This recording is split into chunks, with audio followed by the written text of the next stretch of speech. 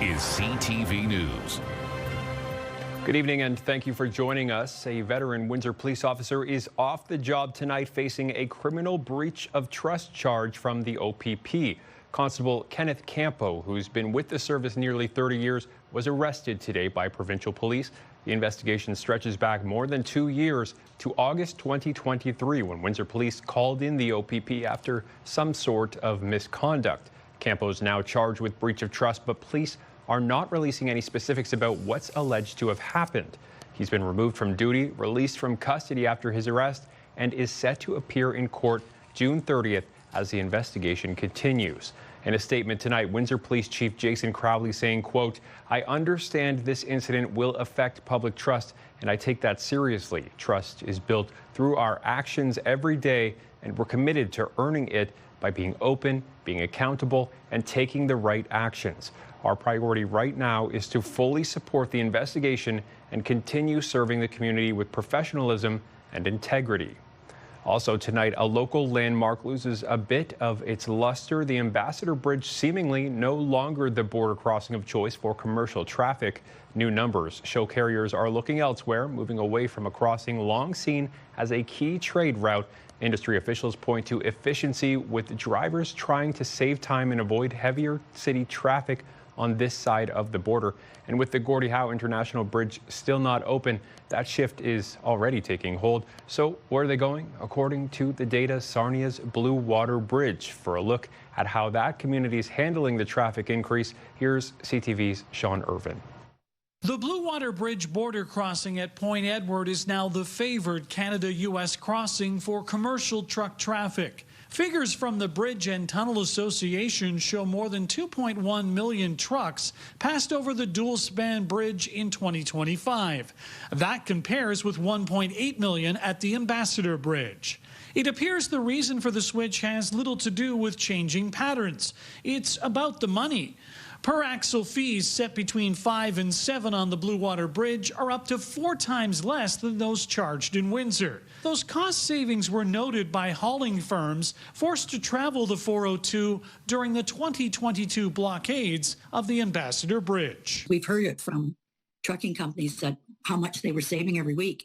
So they just kept that route going. And that's kind of how it started to build. The mayor of nearby Sarnia agrees. It's a commercial opportunity. That's why they're coming to the Blue Water Bridge in Sarnia Point Edward. Both mayors contend that the buildup of trucks and trailers is good news for the economy. On the other hand, the news is less favorable for Sarnia and Point Edward residents. Frequent long backups of trucks along the 402 and attempts by a few drivers to cut through town to avoid them poses safety concerns. There's a lack of respect by some truckers towards the people that live in this community and the others who are in passenger vehicles trying to get to the U.S.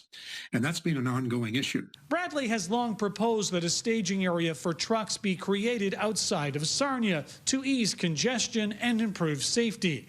In the meantime, enforcement has helped. If they're caught cutting the line or doing something improperly, when they get to the booth, they're turned back to the end of the line and given a ticket. Both mayors don't expect truck traffic to slow unless fees in Windsor drop, including those proposed for the new Gordie Howe International Bridge. I can't understand the disparity and when it's impacting them that way. Sean Irvin, CTV News. We're following developing news tonight as U.S. President Donald Trump says he is suspending attacks on Iran for 2 weeks. In a post to social media at the 11th hour, Trump said he'd agreed to a proposal from Pakistan, stating the ceasefire should be double-sided. Iran's foreign affairs minister says the country will allow ships to pass through the Strait of Hormuz through the 2 weeks. These developments tonight all coming before an 8 p.m. deadline Trump set, threatening that a whole civilization would die if Iran did not open the Strait of Hormuz and make a deal. For more, we turn to CTV's Joy Malvin. It was a stunning threat even for Donald Trump against Iran. Make a deal and reopen the Strait of Hormuz, a critical oil shipping route, or else a whole civilization will die tonight, Trump posted, never to be brought back again. I don't want that to happen, but it probably will. After that, they're going to have no bridges. They're going to have no power plants. Stone Ages, yeah.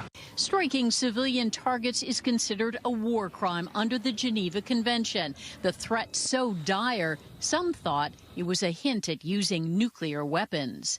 Those people who are in direct contact with the president need to say, no, I'll resign.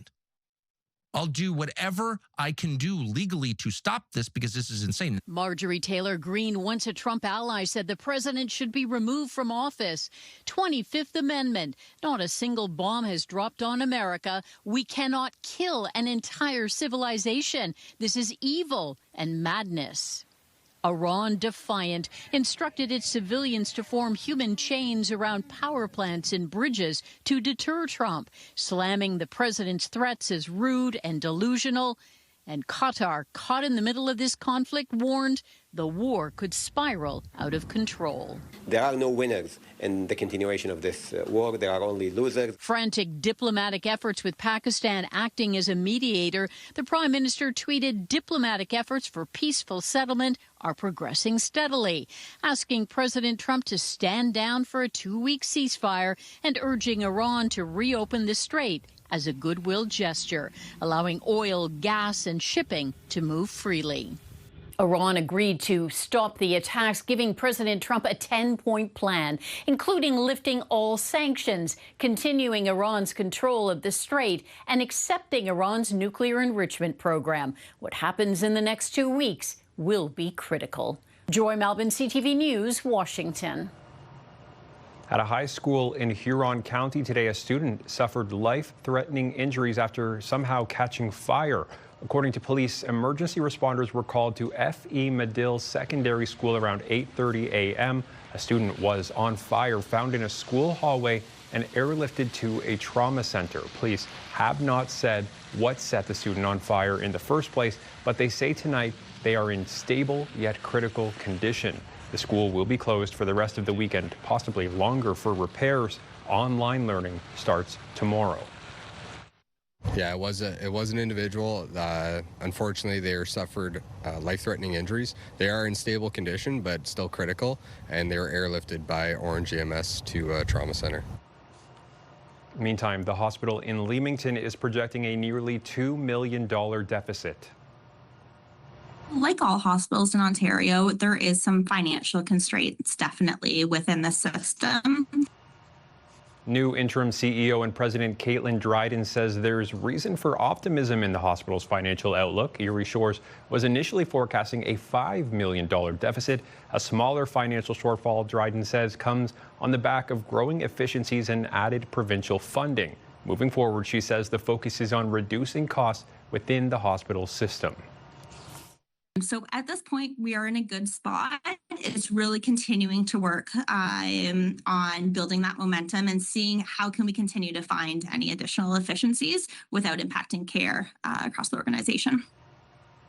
A 35-year-old Leamington man is facing multiple drug trafficking charges following a raid by the OPP Essex County Street Crime Unit. Police say on April 1st, they searched a home in town, turning up suspected cocaine, fentanyl, and methamphetamines. The man, Jesse Lee Butt, has been charged with possession for the purpose of trafficking, as well as the possession of proceeds of crime under $5,000. And if you recognize this guy, Windsor police want to talk to you. They say he pulled a knife in a restaurant on Wyandotte Street East last Friday afternoon after getting into an argument with staff and being asked to leave. Police describe him as a white man, 50 to 60 years old, with long gray hair and a partial beard. They say he had a 6-inch black knife and fled on a silver and black bike. No one was hurt, but he's now wanted for assault with a weapon. The owner of an unrelated business on Wyandotte says there are problems popping up all the time. In fact, he says on Friday, unknown people broke in and burned the place down. Now, as CTV's Sanjay Mara reports, he's questioning if it even makes any sense to reopen. Shadesh Kshatriya watched his financial future go up in flames in the early morning hours on Good Friday. An unknown individual appears to pour fuel from a jerry can behind Squad Pub and Grill on Wyandotte Street East before setting the back on fire. Then, in separate surveillance video provided to CTV, two people appear to enter the business the following morning who, according to the owner, stole at least $30,000 worth of items. I just opened my business 2 months ago. I was already in the loss because I was trying to generate the business, I was trying to grow the business. I was not expecting this. Kshatriya moved to Windsor 5 years ago, drawn by the message that this is a great place to start a business. But the 29-year-old says after this past weekend, he now feels the risks may outweigh the rewards of investing in this city. It is demotivating us to do the business. We need more support, more protection. It's all about the safety. It's not just my business. Ronaldo Agostino represents neighboring Ward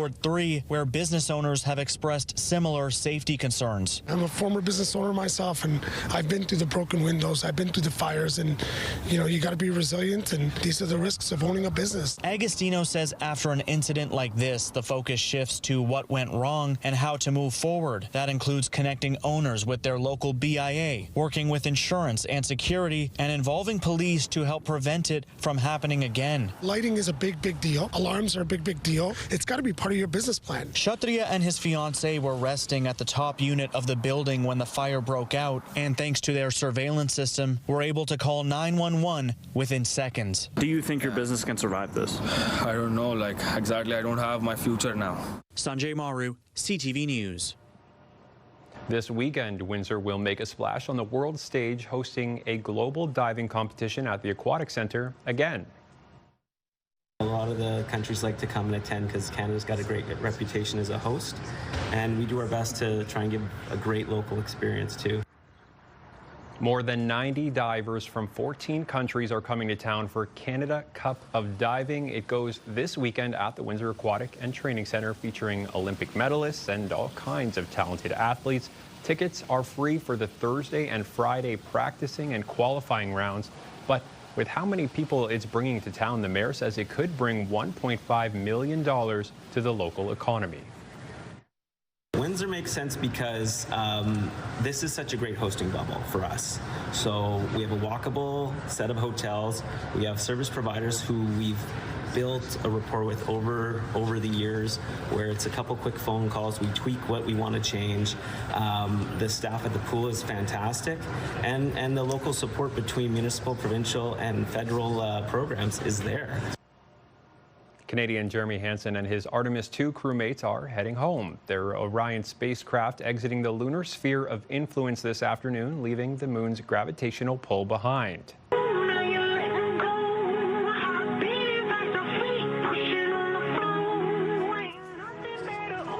The astronauts were awoken at 11:35 this morning when Mission Control played Tokyo Drifting by Denzel Curry and Glass Animals. First up for the crew, sending back these spectacular photos they got during their historic 7-hour journey around the far side of the moon last night. The astronauts took thousands of images, including one showing a total solar eclipse that happened when the moon blocked the sun from the crew's view. The crew came within about 6,500 kilometers of our celestial neighbor, enjoying views of the lunar surface previously unseen by human eyes and reaching what is estimated to be nearly 407,000 kilometers from Earth. That broke Apollo 13's record for the farthest humans have ever traveled into space. Jeremy Hansen talks about what it was like on the other side without any contact with Earth. We were so busy with the science, and we have such faith in our vehicle integrity, such faith in mission control, that we were just at complete peace and just doing our job, and just trying to do a good job to collect as much science data as we could while we were on the far side of the moon, and we were just giddy in here. The crew also spoke today with astronauts aboard the International Space Station, all discussing their experiences in space. It was the first such moonship-to-spaceship radio link-up ever. Later, back on the Orion capsule, Hansen received a distinctive honor. We just wanted to take this moment to recognize the two newest members of the Association of Space Explorers, NASA astronaut Christina Cook and Canadian Space Agency astronaut Jeremy Hansen. Reed and I are both members, and we're proud to welcome the two of them to this international body of human space explorers. The London native and his fellow astronauts are scheduled to splash down off the San Diego coast on Friday, ending their nearly 10-day test flight. It sets the stage for next year's Artemis 3, a lunar lander docking in orbit around Earth, and Artemis 4 will follow in 2028, with 2 astronauts attempting to land near the moon's south pole. CTV meteorologist Gary Archibald has your full weather details coming up in 2 minutes' time. Charging up an EV is a heck of a lot less expensive than filling up even your compact car. And still ahead, could an EV sales slump be undone by these sky-high gas prices? Stay with us. CTV meteorologist Gary Archibald is here for a look at the weather. And Gary, it's a chilly night out there. Chilly but clear, and we know that this colder air mass, certainly colder than what we experienced last week at this time, is here to stay through the overnight and into tomorrow morning. But tomorrow afternoon, we'll see a nice rise in terms of temperatures, and we could eventually see an average daytime high for Wednesday afternoon near 11.3 degrees Celsius, which is average for today. Good news is we're not likely to see much in the form of precipitation. However, there is snow that's working right now into northwestern Ontario. It's cold enough, very cold, that there are warnings from Lake of the Woods, Fort Francis, right along the border there with Manitoba, right through to near North Bay. Snow and accumulating snow. Meanwhile, we'll be cold, but warm enough that I think most of the precipitation that we will see on Thursday when this system drags the cold front through will be of rain showers. Not likely any freezing precipitation. So to the north and then east, very cold, snow, snowfall warnings. And for us, rain is coming. We are clear tonight, and I think we'll see lots of sunshine tomorrow. Wednesday night, now we're seeing that cold front bring some showers over western and upper Michigan, headed into southwestern Ontario for Thursday morning. I think about 8, maybe 9 a.m. is when we'll see some rain showers a couple of days from now. Overnight temperatures are chilly, down to about -4 before sunrise Wednesday morning under a clear, beautiful, starry night. Light breeze, but it could feel as cold as -8. So here's the breakdown for your Wednesday in Windsor, Essex, and the surrounds. Sunny to start, chilly at 8 a.m. though, and it looks like the winds will be picking up. By midday, mixture of sun and cloud, 5 degrees on the plus side, and then up to 11. That southerly breeze raising temperatures, bring that warm air in. We welcome it.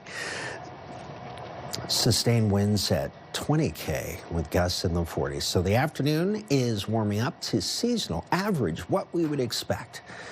And it's going to be a windy one.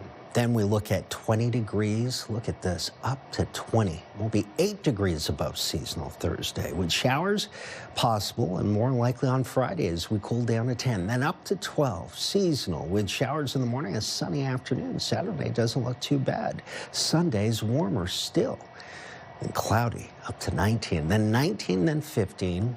Rainy to start the work week for most, Monday onward. Wow, those are impressive jumps and dives in terms of the temperatures. That's the story, your weather for the next several days. Travis? Thank you, Gary. Well, one bit of weather we haven't seen, thankfully, in Windsor, Essex yet this spring, tornadoes. And experts say we have Lake Erie to thank. There have been 5 twisters in Michigan already in 2026, but Dr. David Sills with Western University's Northern Tornadoes Project says Lake Erie is acting like a shield. Its cold water disrupts the warm, unstable air needed for tornadoes to form. Still, Sills warns tornado season can shift quickly, and it only takes one storm from the right direction to change everything. The town of Essex is moving forward on a new fire hall in Harrow. Town Council approving a $5 million price tag to build a new Fire Station 3. Maidstone-based contractor Gulf Developments will be responsible for the new build. The new fire hall is planned for land on the Harrow Soccer Complex, but it's not expected to impact current fields. The town is hoping to have shovels in the ground this spring. On high gas prices today, the Prime Minister suggesting Ottawa might help if the price at the pumps doesn't go down soon. CTV's Rachel Aiello has more. Aware Canadians are grappling with sky-high fuel prices and amid uncertainty over how long the war in Iran may last, the Prime Minister said his government is looking at ways to help. As oil prices surge today, Prime Minister Mark Carney opened the door to giving Canadians a break. The question becomes, and this is what the government's focused on, is how long is this going to persist, and what can we do to help cushion the blow for Canadians, and that's something we're looking at. Carney said he knows Canadians are asking themselves every time they fill their tanks or heat their homes why they're paying for the cost of a war this country isn't part of. And the short answer is because there's a global market. Though the fact other nations are facing similar price hikes may be cold comfort to Canadian consumers. Considering offering some relief now comes on the heels of Conservative leader Pierre Poilievre calling for federal gas taxes to be scrapped, and ahead of the spring economic update, which would be the time for Carney to unveil any new affordability measures. Other countries have already cut fuel taxes. Carney today, though, stopped short of offering any specifics on what kind of help could be coming or when. Rachel Aiello, CTV News, Ottawa.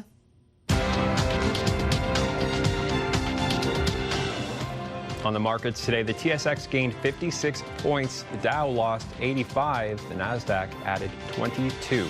The Canadian dollar climbed a modest 0.05 of a cent. Gold was unchanged today, while oil added 54 cents a barrel.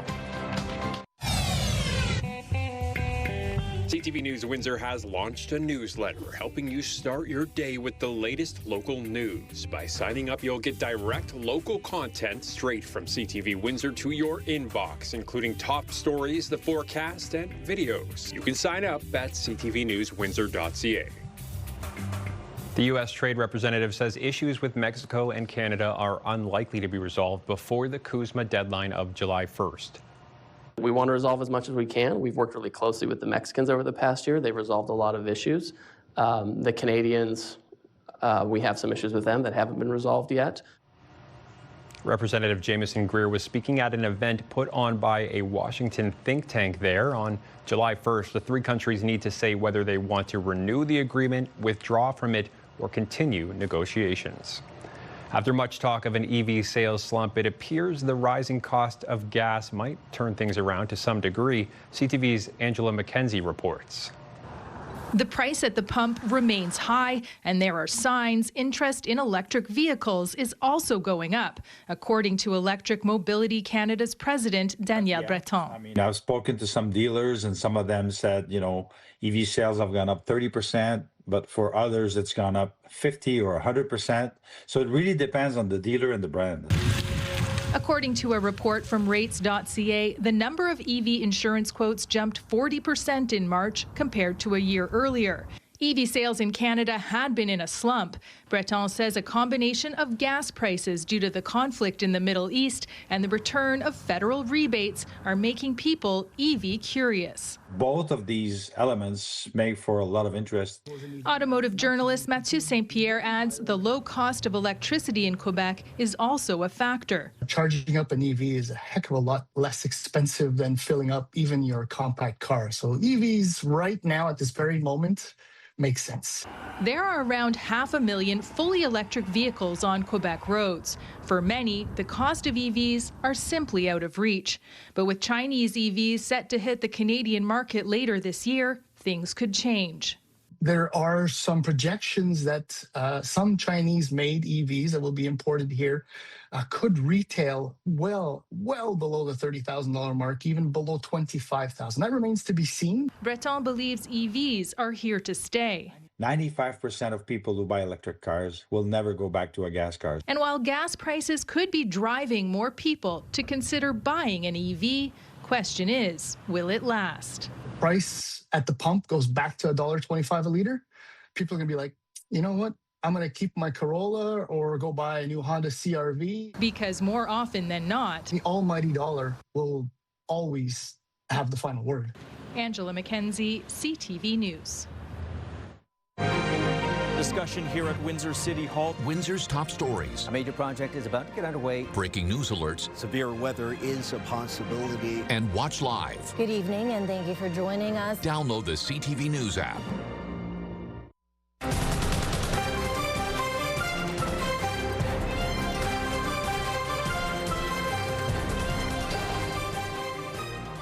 For a look at the 7-day forecast, we're joined by CTV meteorologist Gary Archibald. And Gary, I'll remind folks, if we want to see some Mayflowers, we're going to have to put up with some of these April showers behind you. Well said, sir. Yes. I would say that the rain is indeed welcome. I do like to see the garden flourishing, so the rain is required in perfect timing with a nice warm-up. 11 degrees seasonal tomorrow, windy afternoon, sunny though, and of course it doesn't matter what time of the year it is. Exposed skin, UVA, UVB, protect yourself. Sunscreen is the best way, or layers of clothing, obviously. Thursday, Friday will be warm, then cooling off. Showers, possibly. And then the weekend just, it's interesting. We'll go from 12 to 19, another big jump from Saturday through to Sunday. And then rainy next week, but warm and above seasonal. Could reach 20 degrees on Monday. Keep the umbrella nearby all week, except for tomorrow. Tomorrow's sunny, bright. Just a cold start. Should be beautiful in the afternoon. That's a look at your weather. Have yourselves a good night. Travis? Thank you, Gary. Finally tonight, some seriously happy college basketball fans in our area after a big win by Michigan at the NCAA championship last night. The Wolverines proved to be too physical for the University of Connecticut Huskies, beating them 69-63. Michigan largely controlling the action, leading for 75% of the game. The Wolverines championship is the school's first since 1989. They're also the first Big Ten Conference team to win the men's basketball national championship since Michigan State in 2000. Here's the moment from a watch party at home in Ann Arbor. After the game, Michigan coach Dusty May said, "For these guys to cut down the nets after all they've sacrificed is pretty special." And UConn coach Dan Hurley said of Michigan, "They definitely deserve to win the national championship. They're clearly the best team in the country this year." That's our time for tonight. I hope you'll join us tomorrow. For now, I'm Travis Fortnum. Take care.